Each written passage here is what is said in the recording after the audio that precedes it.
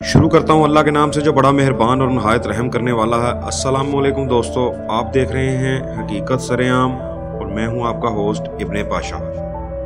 दोस्तों, आज़रबाईजान ने आर्मीनिया को मुकम्मल शिकस्त दे दी है और आर्मीनिया ने शिकस्त के माहदे पर बड़े टूटे हुए दिल के साथ दस्तखत कर दिए हैं।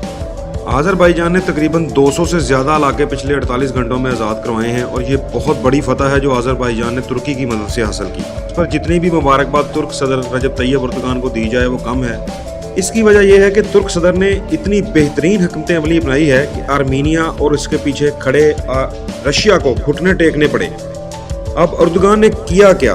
आपको याद होगा कि इसराइल ने जो ड्रोन आज़रबाईजान को दिए थे वो आर्मीनिया ने मार गिराए थे और इस पर बड़ी खुशी मनाई थी आर्मीनिया ने, बल्कि जश्न मनाया था। लेकिन फिर एर्दोगान के दामाद की कंपनी के बनाए हुए ड्रोन आज़रबाईजान को मिले, जिन्होंने आर्मीनिया के फौजी ठिकानों पर एक क़यामत बर्पा कर दी। अरबों डॉलर का इंफ्रास्ट्रक्चर तबाह करके रख दिया।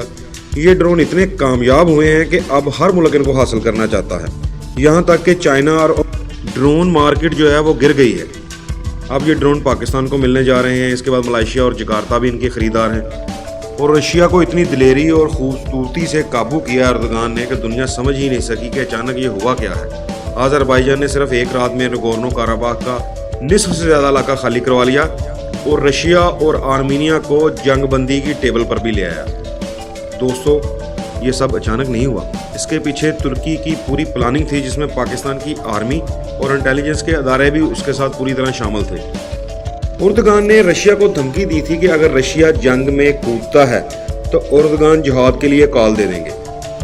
और आप जानते हैं हिकमतयार गुलबदीन जो हैं वो एर्दोगान के उस्ताद भी हैं। एर्दोगान उन्हें आज भी अपना उस्ताद मानते हैं और वो अफगान तालिबान के साथ रशिया में घुस जाएंगे। दोस्तों, रशिया एक दफ़ा पहले भी मुजाहिदीन की मार खा चुका है और वो जानता है कि इसके साथ क्या हुआ था जब वो अफगानिस्तान में घुसा था।